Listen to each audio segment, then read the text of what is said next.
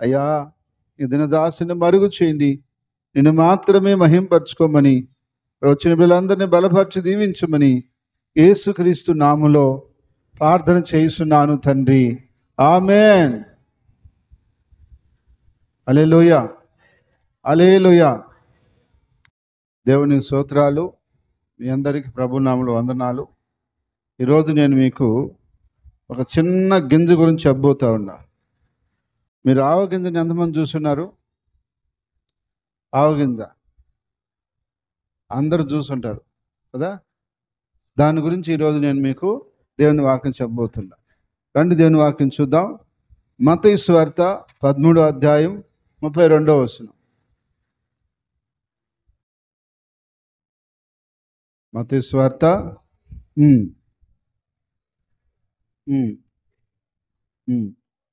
కొంచెం కొంచెం పైనుంచి చదువుదాం. ఉమ్, ఉమ్, ఉమ్, ఉమ్, ఉమ్, ఉమ్.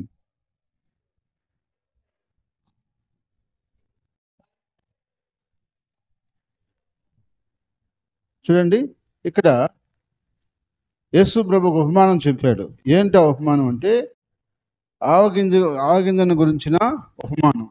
ఏం చెప్తున్నాడు?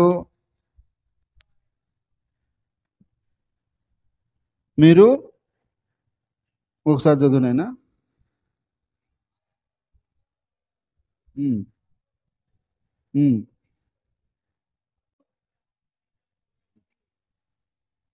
దేని పోలి ఉంది? ఆవగింజను విశ్వాసం పోలి ఉందంట. మత్తయి సువార్త తీసారా? 22లో ఎక్కడ చదివారు? నేను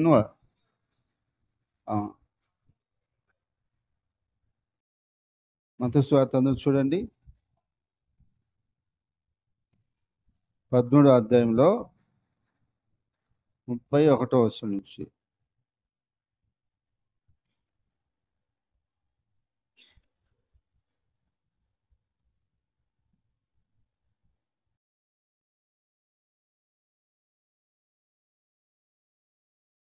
అందరు తీసుకున్నారా?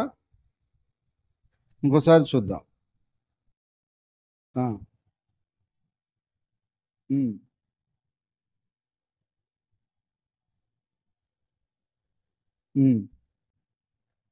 ఎట్లుందంట? పరలోక రాజ్యం ఎట్టుంది? ఒక ఆవగింజను పోలి ఉందంట. అయితే ఈ ఆవగింజంతా విశ్వాస కలిగి ఉండాలంట. ఇంకొక మాట చూడండి, 17వ అధ్యాయం 20వ వచనం.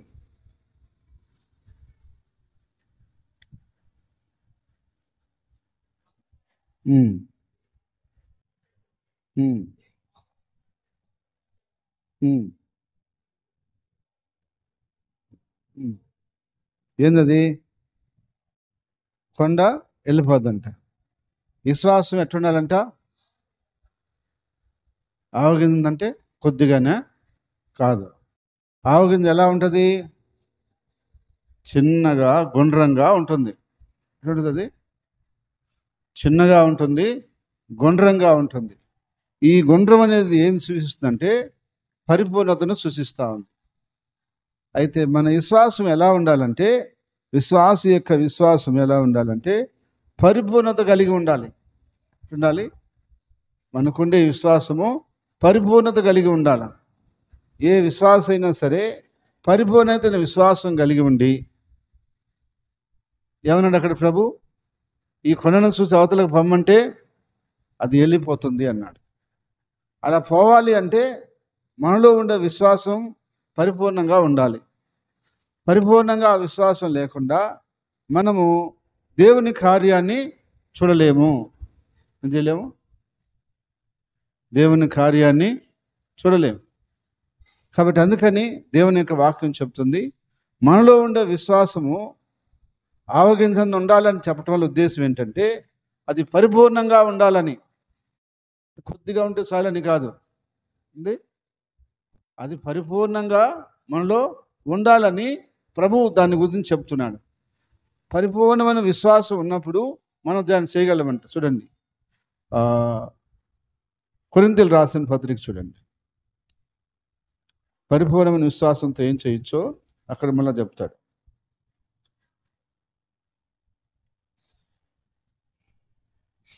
13వ అధ్యాయం, 1 కొరింథీ 13.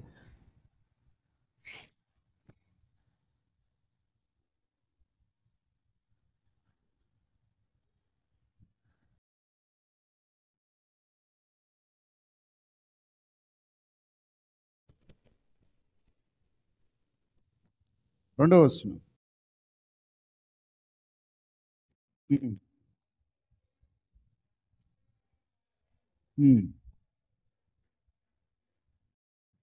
చూడండి, కొండలను పెకిలింపగలిగిన పరిపూర్ణ విశ్వాసం. ఆవగినంత విశ్వాసం అంటే ఏంటంటే, అది ఎలాగా సంపూర్ణంగా ఉంటుందో మన విశ్వాసం పరిపూర్ణంగా ఉన్నప్పుడు కొండలను కూడా పెకిలించగలిగేటువంటి బలం మనకుంటుందంట. అందుకని దేవుని వాక్యం ఏం చెబుతుందంటే, మన విశ్వాసం ఎట్లుండాలి? పరిపూర్ణంగా ఉండాలి. అప్పుడు మనం అనుకున్న కార్యాన్ని మనము పొందగలుగుతాం. అయితే ఆ విశ్వాసము మనలో పరిపూర్ణం కావాలి. కొద్దిగా ఉంటుంది విశ్వాసం లేదని కాదు, అది పరిపూర్ణం కావాలి. ఏం కావాలి? పరిపూర్ణం కావాలి. రెండోది మనం చూస్తే ఆవగింజ గట్టిగా ఉంటుంది. పట్టుకున్నారా? రోజు వేస్తాం కదంటారా? ఆవగింజ ఎట్లుంటుంది? గట్టిగా ఉంటుంది. అటనగానే మెత్తగా పోద్దా? రాదు.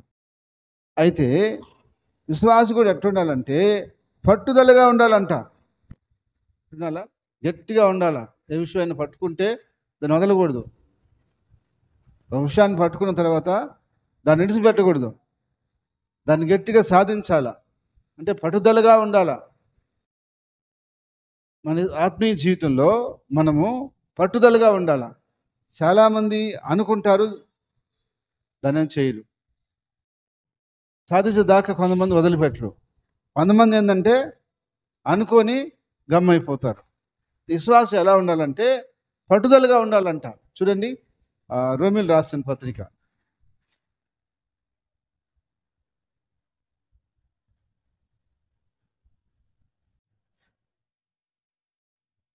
ఇంకా చాలా చోట్ల పట్టుదల గురించి రాశాడు.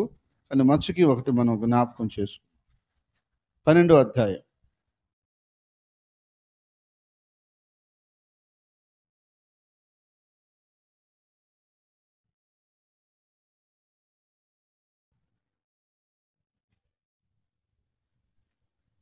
ఆ, 12వ అధ్యాయంలో 12వ వచనం.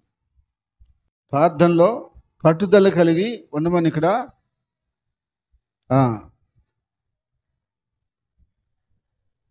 చూడండి. ప్రార్థన ఒక దాంట్లోనే కాదు, అన్నిట్లో మనిషికి ఏముండాలంటే పట్టుదల ఉండాలి. కొంతమంది ఉంటారు, వాళ్ళు అనుకున్నారంటే దాన్ని సాధించిన దాకా అది వదిలే పెట్టరు. అది ఎన్ని రోజులైనా కానీ, ఎన్ని నెలలైనా కానీ, ఎన్ని సంవత్సరాలైనా బట్టని అది సాధించే తీరాలంటారు వాళ్ళు. అది పట్టుదల. అయితే ఆ పట్టుదల దేనికి ఉండాలా? మంచి విషయాల్లో ఉండాలి. చెడు విషయాల్లో పట్టుదల ఉండకూడదు. చెడు విషయాల్లో పట్టుదల పట్టామంటే మనకే నష్టం. మంచి విషయాల్లో మనం పట్టుదల పెట్టాలా. ఉదాహరణకు, నేను ఈ సంవత్సరం మంచి మార్కులు సాధించాలా అని పట్టుదల పడితే మంచిదే, అదేమీ తప్పేమి కాదు. కాబట్టి ఆ పట్టుదలతో మనం చదివి సాధిస్తే అప్పుడు అది మంచిది. లేదు, చెడు కార్యాలు తిరిగేదానికి, ఏదైనా చెడు చేయటానికి పట్టుదల బట్టి చేసామనుకోండి, దానివల్ల ఏమీ ప్రయోజనం లేదు. కొంతమంది మంచి మంచి పనులు చేయడానికి, లేదు కొంతమంది ఎట్లయినా నేను ఇల్లు కట్టుకోవాలి అని పట్టుదల కొంతమందికి ఉంటుంది. అయితే అది కట్టుకునే దాకా వాళ్ళు ప్రయాసపడుతూనే ఉంటారు. లేదు, ఒక ఉద్యోగం సంపాదించాలి అని పట్టుదల కొంతమందికి ఉంటుంది. ఉద్యోగం సంపాదించిన దాకా వాళ్ళు పట్టుదలగా ఉంటారు. ఇది వ్యాపారాన్ని నేను డెవలప్ చేసుకోవాలి అని కొంతమంది పట్టుదలగా ఉంటారు. ఆ దాన్ని డెవలప్ చేసుకున్నాక వాళ్ళు పట్టుదలగా నడుచుకుంటారు.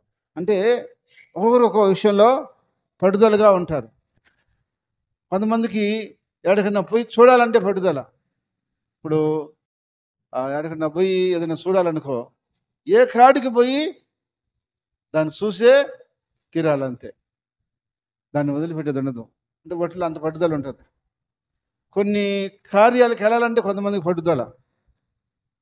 అయితే మనకు దైవిక విషయాల్లో ఎక్కువ పట్టుదల ఉండాలి. ప్రార్థనకు రావటానికి, ప్రార్థన చేయటానికి, బైబిల్ చదవటానికి, ఈరోజు శుక్రవారం ఎట్టయినా పోవాలా అని పట్టుదల ఉండాలి. ఆదివారం వస్తుంది, మనం మిస్ కాకూడదు, పోవాలి, పట్టుదల ఉండాలి. పట్టుదల ఉండేవాడిని ఎవరు ఆపలేరు, ఎవరు ఆపలేరు. పట్టుదల లేని వాడిని ఎవరు ఏం చేయలేరు. కాబట్టి దేవుని యొక్క వాక్యం చెప్తుంది మనకేముండాలి, పట్టుదల ఉండాలి. ఆవగింజ ఎట్లుంటుందంట, గట్టిగా ఉంటుంది. మనం కూడా పట్టుబట్టామంటే ఎట్లుండాల, అది చేసే తీరాల. ఉడుము పట్టు అంటారు. ఇంతకుముందు రోజుల్లో ఉడుములను వాడేవాళ్ళంట గట్టిగా పట్టుకోవాలంటే. ఉడుము పట్టినట్టు మనిషి కూడా పట్టలేడంట, అంత గట్టిగా పట్టేస్తుంది అంటది. ఏది ఉడుము అంటే. అందుకని కొంతమంది గట్టిగా పట్టేసుకుంటే ఏమంటారంటే వాళ్ళని, ఇటు ఉడుము పట్టాడు రా అంటారు. అంటే గట్టిగా పట్టేసాడు అని చెప్పి. మనం అలాగే దేవుని బిడ్డలుగా కొన్ని విషయాల్లో గట్టిగా ఏముండాలి, పట్టుదల ఉండాలి. మీకు కొన్ని నేను చెప్తా, మీరు అర్థం చేసుకున్నాను. ఈ మందిరం కట్టడానికి ఎన్ని ఆటంకాలు వచ్చాయంటే, ఎన్నో ఆటంకాలు. కానీ నేను పట్టుదలగా వదిలిపెట్టలేదు. ఎవరెన్ని చేసినా, ఎంత చేసినా, ఎవరెన్ని మాట్లాడినా ఇది పూర్తి అవ్వాలా తీరాలని దేవుని కాడ కూర్చొని ప్రార్థన చేస్తానే ఉన్నా. మీరందరూ కూడా చేశారు, పూర్తయిపోయింది. దేవుని స్తోత్రం, హల్లెలూయా. అంత తేలిగ్గా అయింది అనుకుంటున్నారా మీరు? మనకు ప్రశాంతంగా కూర్చొని ఉన్నాం, అంత తేలిగ్గా ఇది కాల. ఎన్ని ఆటంకాలు వచ్చాయి, ఎన్ని దిక్కులు తిరిగాము, ఎన్ని ఇబ్బందులు వచ్చాయి, ఎన్ని మాటలు వచ్చాయి, ఎన్నెన్నో శోధనలు ఎదుర్కొన్న తర్వాత ఇది ఇక్కడ పూర్తిగా మనం కూర్చోడానికి సహాయం. అయితే దానికి కొంచెం జంకిపోయినా కూడా ఆగిపోయి ఉంటుంది. కానీ ఏమాత్రం పట్టు ఎడవకుండా ఇది దైవ కార్యము, దేవుడు సహాయం చేస్తాడు అనుకోండి అని చెప్పి మనం ముందుకు వెళ్ళాం. కాబట్టి అన్ని దేవుడు సరిచేశాడు. హల్లెలూయా. అదే మన పట్టుదల లేకుండా సరే వీళ్ళు అంటున్నారు, వాళ్ళు అంటున్నారు, ఆ ఇబ్బందులు ఈ ఇబ్బందులు అనుకుని ఆగిపోయి ఉంటే పని పూర్తి అయిండేది. అలాగే చాలా విషయాల్లో నాకు అలాగే పట్టుదల ఉంటుంది. కొన్ని దేవుని విషయాలంటే నాకు నిద్ర కూడా పట్టదు. ఏదైనా మీటింగ్లు అంటే నిద్ర కూడా పట్టదు. అప్పుడు లేచి ఏదేమంటే ఆ దానిలో ప్రార్థన చేస్తూనే ఉంటా. ఎందుకంటే అది పూర్తి అవ్వాలా, బాగా జరగాల అని చెప్పి. ఎందుకని దైవ కార్యం, దాన్ని బలంగా మనము చేయాలి. అయితే చెడు విషయాల్లో పట్టుదల పట్టేవానికి ఏమవుతుంది, మనమే నష్టపోతాం. కాబట్టి ఆవగింజకుండే ఇంకో లక్షణం ఏంటంటే గట్టిగా ఉంటుందమ్మా. అయినండి అయ్యా, మీరందరూ ఇక్కడ చూడాలి. ఆవగింజకుండే విషయం ఏంటంటే గట్టిగా ఉంటుంది. ఆ గట్టిగా ఉండే దాన్ని ఏమంటారంటే పట్టుదల ఉండాలి అంటారు. అయితే ఆవగింజలో ఇంకొక మాట కూడా మనం చూద్దాం. ఆవగింజని మీరు నూనెలో వేయగానే ఏమంటుంది, అది చెట్టుపడి నేరుతుంది. అంటే ఎంత హుషారు ఉంటుంది అంటే అది అటు వేసినాం అనుకో, ఏమే చిటాపట అంటుంది అది. అంటే మనం కూడా దేవుని విషయాల్లో కానీ ఏ విషయంలో కానీ ఎప్పుడు ఆసక్తిగా ఉండాలంట, హుషారుగా ఉండాలంట. ఎట్లుండాలా, హుషారుగా ఉండాలంట. సచ్చుగా ఉండకూడదు, హుషారుగా ఉండాలి. ఇప్పుడు నేను ఒక మాట చెప్తా. మీరు అక్కడికి వచ్చారు, నేను డల్గా ఉన్నాను, మీరేం చేస్తారు? ఇంకా డల్ అయిపోతారు కదా. అంటే ఇప్పుడు మన ఇంట్లో ఎవరైనా మనం అట్టున్నాం అనుకోండి, మిగతా వాళ్ళందరూ అట్ అయిపోతారు. అందుకని ఒకసారి నేను ఏదైనా బాగాలేకుండా ఇంట్లో కనపడకుండా నటిస్తా. అంటే నటించడం అంటే కనపడకుండా కవర్ చేసుకుంటా. నొప్పి అనిపించి నొప్పి అని బాధపడతా ఉన్నాం. అది చిన్న నొప్పి లేదు, ఏం కాదు అన్నట్టుగా పోతా ఉంటా. ఎందుకని నేను డల్ అయినానుకో, మావిడ కొంచెం డల్ అవ్వచ్చు, పిల్లలు కొంచెం డల్ అవ్వచ్చు. ఇక బయట మీలాంటి వచ్చేవాళ్ళు చూసేవాళ్ళు ఏమనుకుంటారు, ఫాదర్ అట్టున్నాడు ఏంటబ్బా అనుకుంటారు. కాబట్టి అందుకని ఒకవేళ ఏదైనా ఇబ్బంది ఉన్నా కూడా నేను డల్ అయిపోయినట్టుగా, కుంగిపోయినట్టుగా అనిపించను. ఎందుకంటే ఎప్పుడు మనం ఎట్టుండాలా, హుషారుగా ఉండాలా. హల్లెలూయా. ఎట్లుండాలా, ఆవగింజ ఏం చేస్తుందంట? నూనెలో వేయగానే చిటాపటా చిటాపటా ఎగురుతుంది అది. ఏంది? ఇది ఆవగింజకు ఉండేటువంటి లక్షణం. అందుకని దేవుని వాక్యంలో ఏముంటుందంటే, మీరు ఎప్పటికీ ఆసక్తులై ఉండండి అని రాసి ఉంది. తర్వాత మాట చూడండి. ఆవగింజలో ఉన్నటువంటి ఇంకొక విషయం ఏంటంటే, అది రుచినిస్తుందంట. ఆవగింజ ఏమేస్తుంది? ఎందుకు వేస్తారు ఆవగింజని? కూరలో ఆవగింజని ఎందుకు వేస్తారు? మీరు అర్థమైనట్టు చెప్తాను. చట్నీ చేసుకొని ఉత్త చేసుకొని తినండి, దానికి తిరగమాత వేసుకొని తినండి, అప్పుడు ఎట్లా ఉంటుందో? ఏమిస్తుంది అప్పుడు? రుచి వస్తుంది. ఉత్త చట్నీ మిక్సీకి వేసుకొని నూరుకొని తింటే అదొక టేస్టు. దాంట్లో కొద్దిగా తిరగమాత వేసి కలిపి అప్పుడు వేసుకుంటే అదొక రుచి. అందుకని ఈ ఆ వాటర్ వాళ్ళు ఏం చేస్తారు? సపరేట్గా తిరగమాత చేసి పెట్టేసుకొని వస్తారు. ఒక దాంట్లో చట్నీ ఎత్తుకొని వస్తారు. అయిపోయినప్పుడల్లా కొంత తీసుకొని తినేసుకునేది, కొంత తీసి తినేసేది, రెండు గలుపుతూ ఉంటారు. ఎందుకని? అది రుచిని ఇస్తుంది. ఏమొస్తుంది? అది రుచి కలిగిస్తుంది. అలాగే మనం కూడా దేవుని బిడ్డలుగా మనము ప్రేమను చూపించి, మన యొక్క క్రీస్తు ప్రేమను చూపించి మన యొక్క యేసు ప్రభు యొక్క రుచిని తెలియజేయాలి. మన ప్రేమ ద్వారా యేసుక్రీస్తు యొక్క రుచిని మనము తెలియజేయాలి. ఇప్పుడు ఎవరన్నా యేసు ప్రభుని తెలుసుకోవాలంటే ఎలా తెలుసుకోవాలి? రుచి చూడమన్నాడు ఆయన. చూడండి, కీర్తన 34 మొదటి వచనం. మొదటి వచనం కాదు, ఒక మాట చూద్దాం. 34 అద్దం తీయండి, ఒక మాట. దాంట్లో 34 అధ్యాయం చూడండి, చదవండి. ఏం చూసాయంట? ఎట చూస్తావు రుచి? ఇప్పుడు అడుండే వస్తువు అయితే తీసుకొని అంత నేసుకొని చూస్తావు, ఆయనేమో లేకపోయా. ఎవరు? ఇప్పుడు ఎట్ట చూడాలా? మనలోనే చూడాలి ఆయన రుచి. ఆయన రుచిని మనమే చూపించాలా. ఎవరు రుచి? యేసయ్య ఎట్లాంటాడో మన ద్వారానే చూడాలా. ఇంతకుముందు కూడా నేను చెప్పా, ఒక ఫ్యామిలీ కొత్తగా యేసయ్య కాడికి వచ్చారంట మందిరానికి. అంతా అయిపోయిన తర్వాత ఫాస్ట్ అడిగాడంట, ఎవరు తీసుకొచ్చారు మిమ్మల్ని అని. ఎవరు తీసుకురాలేదన్నారంట. యేసయ్య సువార్త ఎవరు చెప్పారు మీకు అన్నాడన్నంట. ఎవరు చెప్పలేదు అన్నారంట. మరి ఎట తెలుసుకున్నారు అన్నారంట. చూసి తెలుసుకున్నాము అన్నారంట. చూస్తే మీకు ఏమర్థమైందంటే, ఆయన గొప్పతనం, ఆయన మంచితనం, ఆయనలో ఉంటే ఎలా ఉంటారో మాకు అర్థమైంది అందుకు వచ్చేమన్నారంట. అంటే ఎదురింట్లో ఉన్న వాళ్ళని చూసి, వాళ్ళు జీవించే జీవితం, వాళ్ళ ప్రేమ అనురాగాలు, వాళ్ళ యొక్క మర్యాద గౌరవాలు అన్నీ చూసి వాళ్ళు వచ్చారంట. అలాగే ఈరోజు మనం కూడా మన ద్వారా యేసు ప్రేమను చూపించాలి. ఏం చేయాలి? ఆ రుచి చూస్తే ఏం చేస్తారు? ఇప్పుడు ఒక వ్యక్తి ఇబ్బందుల్లో ఉన్నారు, మన దగ్గరికి వెళ్ళి వాళ్ళతో ప్రేమగా మాట్లాడి ఏదైనా ఆదరించి వాళ్ళకి ఏదైనా చిన్న సహాయం చేసి వాళ్ళని హక్కును చేర్చుకున్నాం అనుకో, దానికి వాళ్ళు ఏమైపోతారు? మన వైపు ఆకర్షించబడిపోతారు. ఏంది? ఆ రోజుల్లో మిషనరీస్ వచ్చి ఏం చేసేవాళ్ళు అంటే, మిషనరీస్ వచ్చారు, పేదల దగ్గరికి వెళ్ళారు, పేదలకు ఆహారం పెట్టారు, బట్టలు ఇచ్చారు, వారికి కావాల్సిన కొన్ని అవసరాలు తీర్చారు. అప్పుడు వీళ్ళంతా ఏమనుకున్నారంటే, మాకు ఇంకే దేవుడు వద్దో, యేసు ప్రభు నమ్ముకుంటారు. అందరూ నమ్మేసుకున్నారు. ఇప్పుడు చూడండి, పేదల్లోనే ఎక్కువ యేసు ప్రభు నమ్ముకుని ఉన్నారు. ధనికులు ఉన్నారా? లేరు. ఎందుకని? వాళ్ళకి ఇంకా ఆయన రుచి తెలియలే.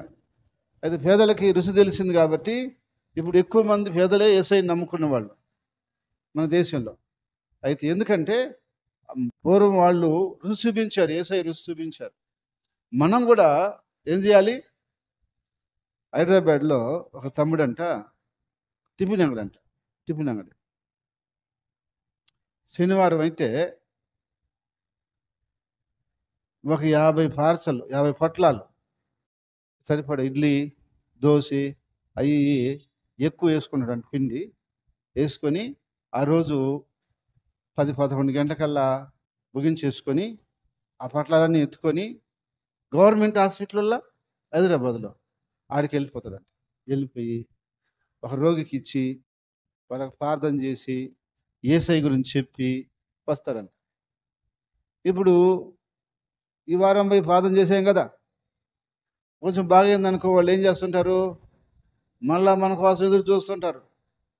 ఈ మళ్ళా వారం పోయేదలకి ఇతను కొంతమంది, సార్ పోయినసారి మీరు వచ్చారు, మాకు అన్నం పెట్టారు, ఆహారం పెట్టారు, మాకు ప్రార్థన చేశారు, బాగుంది అంటే అప్పుడు ఆయన చెప్తాడంట, ఒక్క రోజుకే నేను మీకు ప్రార్థన చేస్తే ఇంత బాగుంది, మీరు మందిరానికి రండి ఇంకా బాగుంటుంది అని అని చెప్తాడంట ఆయన.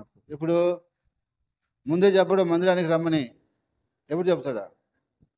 రుచి వాళ్ళు చూసిన తర్వాత, అప్పుడు రుచి చూశారు కదా వాళ్ళు, అప్పుడు చెప్తారంట ఆ మాట. ఏమని? నేను ప్రార్థన చేసినందుకే మీకు బాగున్నది, నేను ఒక 4 ఇడ్లీ ఇస్తేనే సంతోషపడుతున్నారు, యేసయ్య కాడికి వస్తే ఇంకా ఎన్నో చేస్తాడు, మీకు ఏమేమో సహాయం వస్తుంది, కాబట్టి మీరు మందిరానికి రండి అంటే వస్తాము అంటారు. ఎవరు? వాళ్ళంతా వస్తాము అంటారంట. అయితే దానికని మనం ఏం చేయాలా? రుచి చూపించాలి. ఒకసారి జేకర్ బదులు నేను ఒక ఇంటికి పోయాను. ఆమె భర్త చనిపోయి కొంచెం దుఃఖంలో ఉంది. ఇప్పుడు ఈయన ఏమన్నాడు తెలిసిన 500 అంటున్నాడు. నా మనసులో కూడా 500 ఉంది, కానీ ఆయన మనసులో కూడా అదే మాట ఏమొచ్చింది, 500 వాళ్ళకి అని ఆయన మనసులో ఆయనకు కూడా కలిగింది. అప్పుడు ఆయన చెప్తున్నాడు, నేను ప్రార్థన అయిపోయిన తర్వాత ఇద్దామని అనుకుంటున్నా, ఈ లోపల ఆయన 500 ఇచ్చి వాళ్ళకి అంటున్నాడు. అది అంటే ఎందుకని? పాపం భర్త చనిపోయినాడు, పాపం అన్నానికి ఉందో లేదో ఇబ్బంది పడుతున్నారేమని చెప్పి వాళ్ళకి సహాయం చేస్తే బాగుంటుందని. అంటే ఇప్పుడు ఆ సమయంలో ఆ సహోదరి చాలా సంతోషపడింది. ఎందుకని? అందరూ వెళ్ళిపోయారు, ఎవరు ఆమె కాడికి రావట్లేదు, ఎవరు ఆయనకు తిన్నారా పట్టినది అనుకోవట్లేదు. ఇప్పుడు 500 ఆయన జీవితం అయిపోద్దని కాదు, ఒక 4 పూటలు ఏదో ఖర్చుకు ఉపయోగపడుతుంది అంటే అప్పుడు ఆమె, అరే నా నా యొక్క దేవుని సేవకులు, నా బిడ్డలు వచ్చారు, మా బిడ్డలు వచ్చారు మా కాడికని ఆమె గుర్తిస్తుంది. అలాగే మనం ఏం చేయాలంటే, ఆకలిగా ఉన్న వారికి అన్నం పెట్టమన్నాడు యేసయ్య. ఏం పెట్టమన్నాడు? ఆకలితో ఎవరైనా వస్తే అన్నం పెట్టాలంట. అప్పుడు వారు ఏం చేస్తారు? కొంత మన మాటకొని ఆలోచన చేస్తారు. హల్లెలూయా. ఇప్పుడు ఆకలితో ఉన్నావు, ఒక ఇంటికి పోయావు, మా అన్నం అన్నావు, అన్నం పెట్టింది, అయ్యా ఆ పని అటు చేసిపోతావు అని అనుకో, నేను చేయనమ్మా వెళ్తానంటావా? ఏం చేస్తావు అప్పుడు? సరే అమ్మా నేను చేసిపోతానంటావు. ఎందుకని? నీ ఆకలి ఆమె తీర్చింది. అప్పుడు నువ్వు కూడా ఏం చేస్తావు? ఆ మాట కొంచెం గౌరవిస్తావు. అందుకని దేవుని ప్రేమను మనం ఏం చేయాలా? రుచి చూపించాలంట. ఆవగింజ ఎలాగా రుచి చూపిస్తుందో మనం కూడా దేవుని ప్రేమను రుచి చూపించాలంట. తర్వాత మాట చూడండి, ఆవగింజకుంటే ఇంకో గుణం ఉందంట. అదేంటంటే నూనె ఇస్తుందంట. ఏంది? ఆవగింజ నుంచి ఏమొస్తుంది? నూనె. ఏమొస్తుంది? ప్రతి గింజలో నుంచి నూనె వస్తుంది. శనగ నూనె, తర్వాత ఏంటారు, ఒలివ నూనె, అన్నిట్లో అన్ని గింజల్లో నూనె తీయచ్చు, నూనె వస్తుంది. అలాగే ఆవగింజలో నుంచి కూడా నూనె వస్తుందట. నూనె దేనికి సాదృశ్యం అంటే పరిశుద్ధాత్మకు సాదృశ్యంగా ఉంది. మనం ఎప్పుడు దేవుని ఆత్మ చేత నింపబడి ఉండాలి. దేవుని యొక్క ఆత్మ చేత నింపబడి ఉండాలి.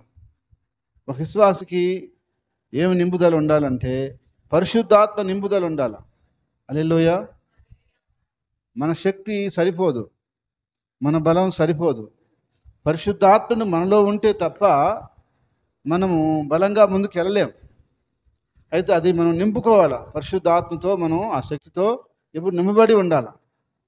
అప్పుడు ఎలాంటి పరిస్థితుల మధ్యలో మనం వెళ్తున్నా మనము తొనకుండా వెనక్కుండా ముందుకెళ్తూ ఉంటాం. ఇది ప్రతి విశ్వాసి కూడా పరిశుద్ధాత్మ శక్తి చేత బలం చేత నింపబడి ఉండాల.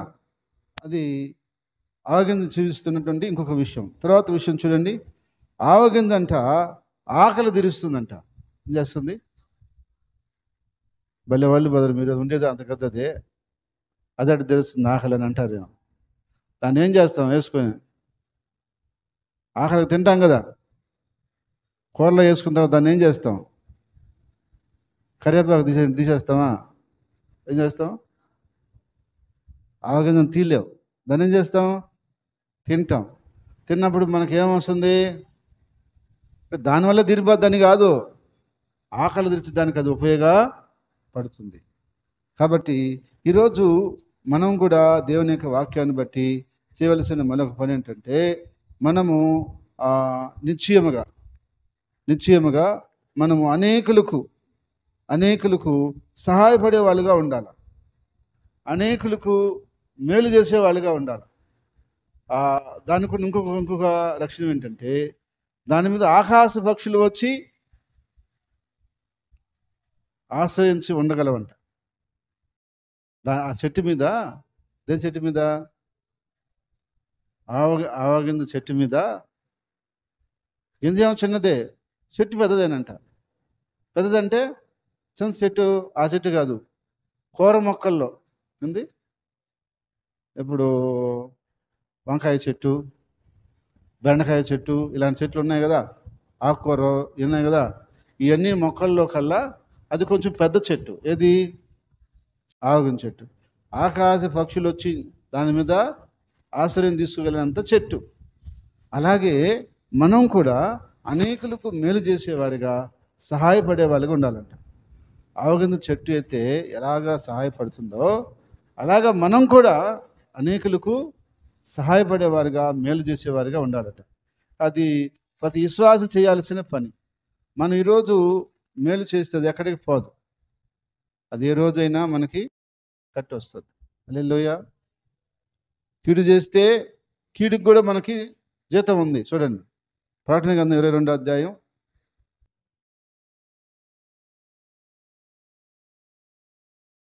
ప్రకటన గ్రంథం 22వ అధ్యాయం.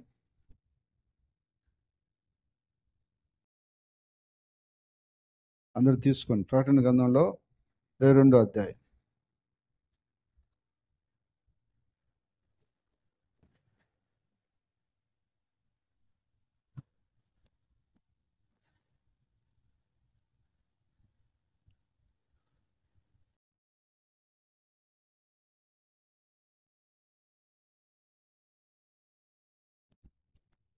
రేపు 12వ వచనం.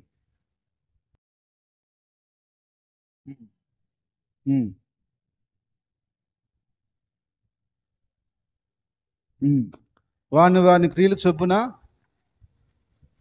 జీతం అయితే రెడీగా ఉంది. మేలు చేసిన వాడికి మేలు చేసిన జీతం ఉంటుంది, కీడు చేసిన వాడికి ఆ జీతమే ఉంటుంది. ఏ జీతం? ఆ జీతమే ఉంటుంది. ఈరోజు మనం ఒక మనిషి కీడు చేసామనుకోండి, అది ఆడికి పోదు, అది ఎప్పుడైనా మనల్ని వెంటాడుతుంది. అందుకని మనం చేయకూడదు. మేలు చేసామనుకో, అది ఆడికి పోదు, మనం చేసిన వాడు కూడా మర్చిపోని, మన వ్యక్తికి చేసాం వాడు కూడా మర్చిపోని, మనం చేసింది మేలు మంచి పని కాబట్టి అది మాత్రం మనకు ఫలితంగా వస్తుంది. అందుకని దేవుని యొక్క వాక్యం ఏం చెప్తుందంటే, వాని జీతం అంటే మేలు చేసిన వాడికి మేలు జీతము, కీడు చేసిన వాడికి కీడు జీతము దేవుడి కాడ రెడీగానే ఉన్నాయి. ఇచ్చేస్తాడు ఆయన, ఉంచుకోడు. ఎవరు? యేసయ్య ఉంచుకోడు. ఎందుకంటే సిద్ధం చేసి పెట్టున్నాడు వాళ్ళకి జీతం, ఆ జీతం ఇచ్చేస్తాడు వాళ్ళకి. అదే మనం మేలు చేసామనుకోండి, ఆ జీతమే పుచ్చుకుంటాం, కీడు చేస్తే ఆ జీతమే పుచ్చుకుంటాం. అందుకని కొన్నిసార్లు కొందరు చేసే పనులకి కోపం వచ్చినా ఏమనలేక, ఏం చేయలేక ఎందుకు ఆగిపోతాం తెలుసా? మనం కీడు చేయకూడదని. ఎందుకని? కీడు చేయకూడదని. కీడు చేసి మళ్ళా మనం ఎందుకు రేపు కీడు తెచ్చుకోవాలని మనం ఆగిపోతాం. అదే కొంతమంది తెలియక ఏం చేస్తారు? నేను కాకుండా ఈరుణ్ణి సూర్యుడిని అని కీడు చేస్తారు బాగానే ఉంటుంది అప్పుడు. ఆ తర్వాత కొన్నాళ్ళకి తెలుస్తుంది దాని కథ, చేసిన దాని కథ. అందుకని మనం కీడు చేయకూడదు. ఏం చేయకూడదు? కీడు చేయకూడదు. మేలు చేసామా తగిన కాలమందు పంట కోసుకుంటాం. హల్లెలూయా. కాబట్టి ఆవగింజ చెట్టు అనేక పక్షులకు నీడనిస్తుంది, ఆశ్రయం ఇస్తుంది, అనేకులకు ఆకలి తీరుస్తుంది. అదేవిధంగా మనం కూడా మేలు చేయాలి చేతనైతే, సహాయం చేయాలి చేతనైతే. అంతేగాని కీడు చేయటం, నష్టం చేయటం మనం చేయకూడదు. కీడు చేయకూడదు, నష్టం కూడా చేయకూడదు. మనం ఒకరికి నష్టం కూడా కలిగించకూడదు, అలాగే కీడు కూడా చేయకూడదు. అందుకని ఆవగింజలో ఏ విషయాలు మనం చూసాము? ఆవగింజ ఎలా ఉంటుంది? పరిపూర్ణంగా ఉంటుంది, గుండ్రంగా ఉంటుంది. ఇదేం సూచిస్తుంది? పరిపూర్ణమైన విశ్వాసాన్ని సూచిస్తా ఉంది. తర్వాత ఆవగింజ ఎలా ఉంటుంది? గట్టిగా ఉంటుంది, పట్టుదలని సూచిస్తూ ఉంది. ఆవగింజ ఎలా ఉంటుంది? ఎప్పుడు నూనె వేసిన చెట్టుబడి ఎగుతూ ఉంటుంది. అది హుషారుని చూపిస్తూ ఉంది, అంటే ఆసక్తిని చూపిస్తూ ఉంది. ఇంకా ఆవగింజ ఎలా ఉంటుంది? రుసునిస్తుంది. ఏమిస్తుంది? మనం అనేకులకి ప్రేమను రుసుపించే వాళ్ళుగా ఉండాలి. అది ఆవగింజ నూనెని ఇస్తుంది. మన పరిశుద్ధాత్మతో నింపబడిన వారిగా ఉండాలి. ఆవగింజ ఆకలిని తీరుస్తుంది. అనేకులకు సహాయం చేసే వాళ్ళుగా మనం ఉండాలి. ఆవగింజ అనేకులకు ఆశ్రయం ఇస్తుంది. అనేకులకు మనం మేలు చేసేవారిగా ఉండాలి. మనం ఇలా ఉన్నప్పుడు నిజంగా ఆవగింజను పోలిన వారం అని చెప్పచ్చు. హల్లెలూయా. అప్పుడు మన విశ్వాసం బలమైన విశ్వాసం. అలా లేకపోతే మన విశ్వాసం బలమైన విశ్వాసమో కాదు, బలమైన భక్తి జీవితము కాదు.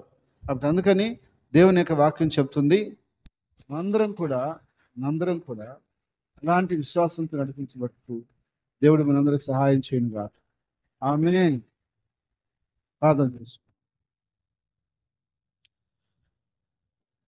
ప్రేంగల తండ్రి, పరిశుద్ధమైన దేవానికి స్తుతులు స్తోత్రాలు చెల్లిస్తున్నాం తండ్రి.